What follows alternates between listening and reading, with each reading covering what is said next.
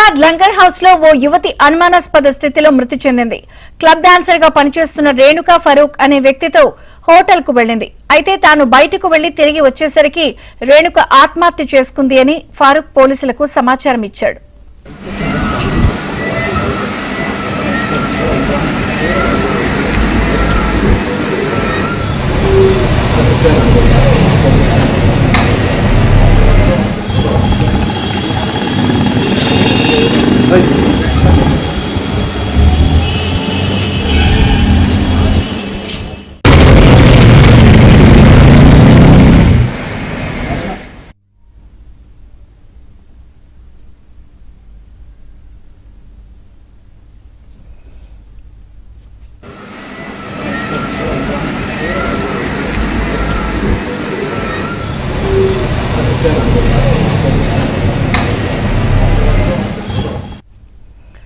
మొత్తానికి club dancer అనుమానాస్పద మృతి వ్యవహారంలో పోలీసులు అయితే విచారణ కొనసాగుతోంది. మరిన్ని అప్డేట్స్ మా ప్రతినిధి మణికంఠ అందిస్తారు. మణికంఠ,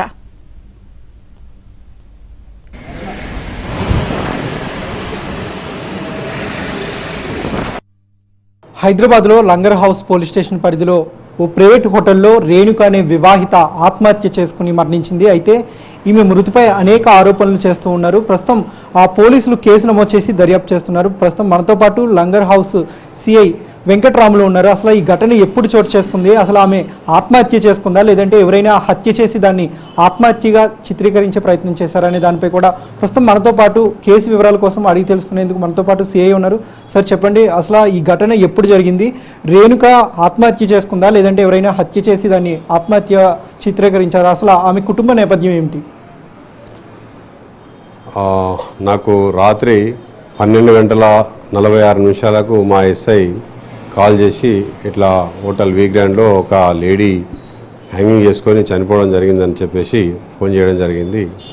నేను వెంటనే అక్కడ నుంచి బయలుదేరి హోటల్కి రావడం జరిగింది. హోటల్కి వచ్చిన తర్వాత కొంత అనుమానాలు మాకు కూడా వచ్చినమాట వాస్తవమే.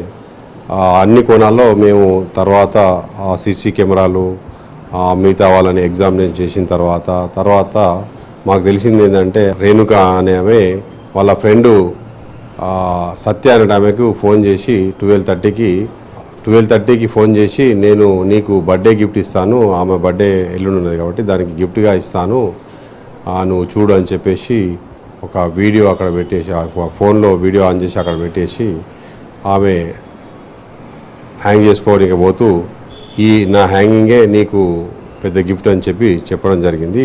అది వాళ్ళు స్క్రీన్ షాట్ కూడా తీసుకొని రికార్డు కూడా పెట్టుకున్నారు. స్క్రీన్ షాట్ ఉన్నది మనకు. అవన్నీ పరిశీలించిన తర్వాత అక్కడ ఈ అతనితో వచ్చిన పర్సన్ కూడా అతను 10:21కు హోటల్ నుంచి బయటికి వెళ్ళి ఇక్కడ ఫంక్షన్ ఉంటే పిల్లర్ నెంబర్ 106 దగ్గర 102 దగ్గర ఫంక్షన్ ఉంటే ఆ ఫంక్షన్కి వెళ్ళిండు. ఫంక్షన్కి వెళ్ళిన తర్వాత అతను వచ్చే వరకల్లా 12 అయింది. అయితే ఆ లోపల ఏం జరిగిందంటే అతను ఫుడ్ ఆర్డర్ పెట్టినాడు. ఫుడ్ వాటర్ ఆర్డర్ పెడితే ఆ ఆర్డర్ పెట్టిన ఫుడ్ వాటర్ ఆమె తీసుకొని లోపల ఉన్న తర్వాత ఆమె ఇతను సోహెల్ అనేటోడికి ఫోన్ చేసింది అనమాట. అతను మాజీ బాయ్ ఫ్రెండ్ అతనికి ఫోన్ చేసి మాట్లాడితే అతను కొంచెం వల్గర్గా మాట్లాడడం, అబ్యూజ్ చేయడం జరిగింది. దానివల్ల కొంత ఆమె మనస్తాపం చెందినట్టుగా మాకు అర్థమైంది. అక్కడ మనస్తాపం చెంది వాళ్ళ ఫ్రెండ్కు ఫోన్ చేసి ఈ విధంగా తెలియజేయడం జరిగింది.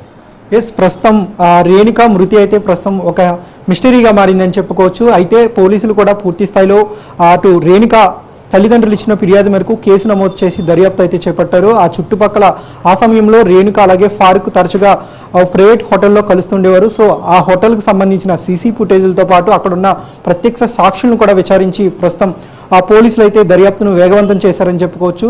అయితే పోలీసులు అనుమానాస్పద స్థితిలో మృతి చెందింది కాబట్టి అన్ని కోణాల్లోనూ ప్రస్తుతం కేసు దర్యాప్తు చేస్తున్నామని పోలీసులు అయితే చెప్తున్నారు. అయితే రేణుకకు కొద్దిసేపటి క్రితమే గాంధీ హాస్పిటల్లో పోస్ట్ మార్టం కూడా పూర్తయింది. ఆ డాక్టర్లు ఇచ్చే రిపోర్ట్స్ బట్టి అది హత్యనా లేదంటే ఆత్మహత్య అనేది కూడా తెలియాల్సి ఉంటుంది. కాబట్టి ఆ రిపోర్ట్స్ ఆధారంగా తదుపరి చర్యలు ఉంటాయంటూ పోలీసులు అయితే చెబుతున్నారు.